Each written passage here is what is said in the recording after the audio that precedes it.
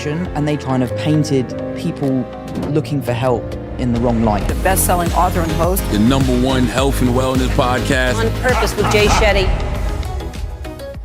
A lot of studies show that how we were loved or unloved between the ages of 0 to 5 impact the next 15, 25, 50 years of our life. Wow. And how we give love to ourselves and how we give love to others. And so I was thinking, do you have a core memory or an experience with your family from childhood that kind of embodies the feeling you have about them now, or that keeps you tied close to them? I'd say sort of more than a memory is just a feeling that I could say all of my brothers and I had, was that because our dad's a comedian, his job only ever existed once we had gone to bed, and our mum worked from home. She was a photographer. So to us as kids, our parents didn't really work. They just were always home. So we had this amazing foundation where no matter any time of the day, either mum or dad would be at the house. And we felt so kind of solid as a family, which is why I kind of have this dream of one day having kids and putting my work to bed and just kind of being there as a dad. Because I really admire how my dad was around. Being a comedian is a very, very volatile job. The highs and lows are so extreme, and as kids we never saw that. The only version of my dad I ever saw was the happy dad, let's go to the park. We used to play this game called Golf Goals, where we would go down to the park, there's like this big blue metal goal, and we would just fire golf balls into that goal every day, and he would give us 10p every time a ball went in the goal, and that was kind of the foundation of our golf and all that sort of stuff. So for me, broader than a core memory was the idea of always feeling connected and safe within my family unit. And I think a large portion of that is that my mum and dad have always been such a solid team, and they've always been there for us. Yeah, wow. Have they, as you've grown older, have they kind of opened up about some of the challenges that they were going through that they obviously didn't show you and your family when you were kids? Because I can imagine, we always talk about this, right? Like being a comedian is extremely difficult because you're making everyone else laugh. At the same time, it's a career path that, like you said, is completely volatile. Sure. Have they opened up as time's gone on? And how has that felt when you've gone from like seeing your parents always being happy to being like, oh wait, there was all this other stuff going on?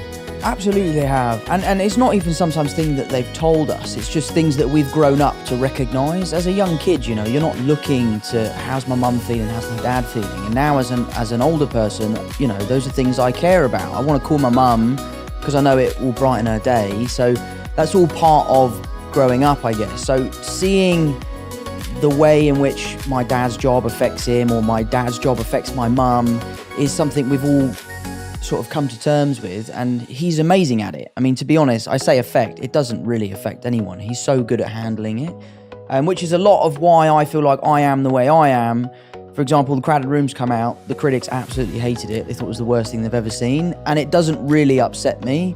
And I think a large part of my feeling towards that has come from my dad being able to do a gig, the gig not going well, him brushing it off his shoulder and just right onto the next one. Yeah, wow. And first of all, I want to point that out as well. So I've been watching The Crowded Room. Right. And me and my wife have been watching it together, and we're actually really enjoying it. Good, thank you. So we're actually loving it because I love a show that has mystery. Sure. That's trying to get me to figure it out and get me to think about it. I'm kind of confused, and I love stuff like that. I'm a massive Christopher Nolan fan. Yeah, absolutely. So all my favorite movies are Nolan movies, and the reason why I love them is because I have no idea what's going on. Sure. And you got to figure it out. And you got to figure it out. And I love puzzles, and I love escape rooms, and I love anything an escape room. Yeah, I love anything that's got me thinking, what is going on here, and why can't I figure it out? Mate, do you know what you should watch? I admittedly watch it to go to sleep if I'm ever feeling stressed or overstimulated.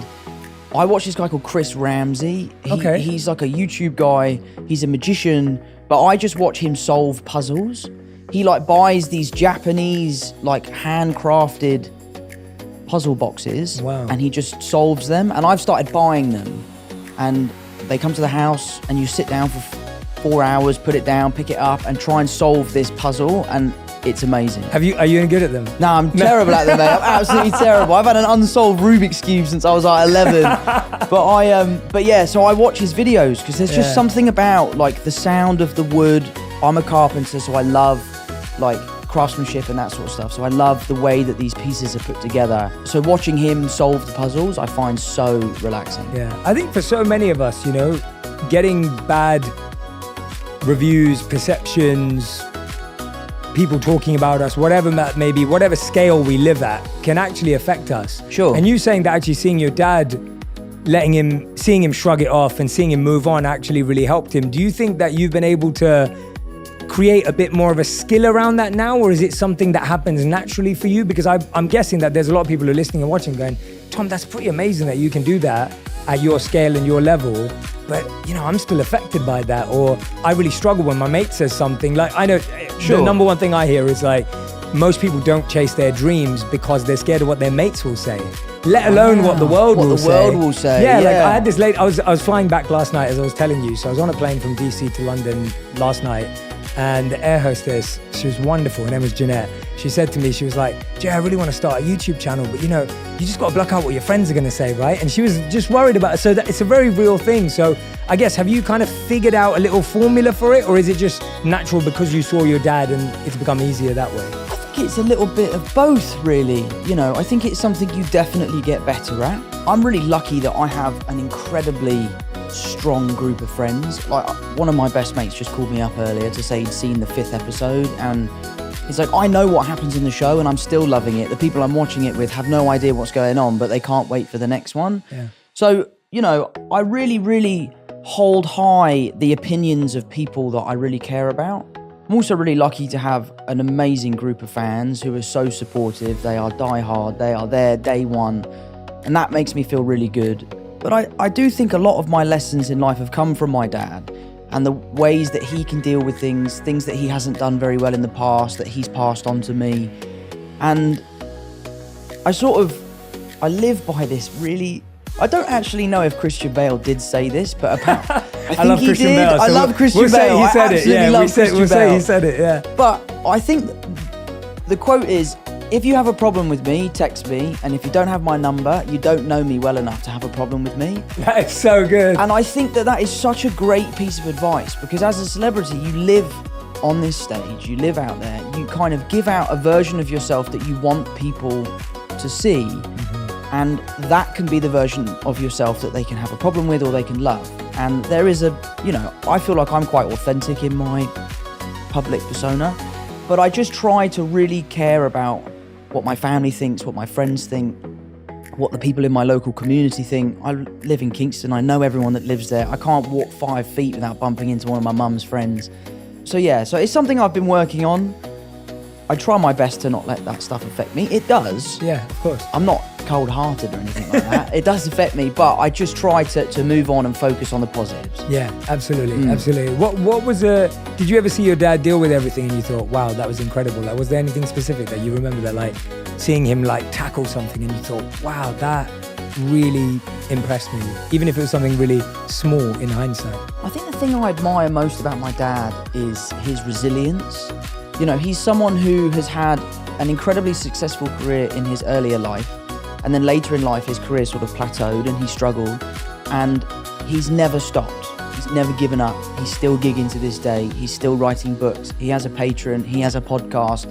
He's constantly grafting to get to where he wants to be. And I think being a young kid and seeing your dad continually working as hard as he can to kind of put his best foot forward, for me, has been a huge drive for my work ethic. I'll give it 100% or I'll give it nothing. And I think a lot of that has come from my dad and seeing him deal with that. The funny thing about my dad is, you talk about doing a bad gig. I must have seen him 20 times. I've never seen him do a bad gig. He always seems to absolutely rip it. But maybe that's just because we're in the audience. But no, I owe a lot to my dad, and a lot of the teachings are things he's told me and things I've just witnessed him do. Yeah. And was there ever a piece of feedback or a rumor or something you saw that did affect you, where you actually thought, well, or at least made you stop and go, God, I'm trying to see the positives, but this one's tough. Like this actually made me have to pause and figure it out. Something that did really upset me, I was in New York, I was shooting The Crowded Room, and I was having a really hard time with the job just because of how taxing it was, the emotional capacity that I was having to get to every day. And I decided to delete my Instagram because I just felt like I was so addicted to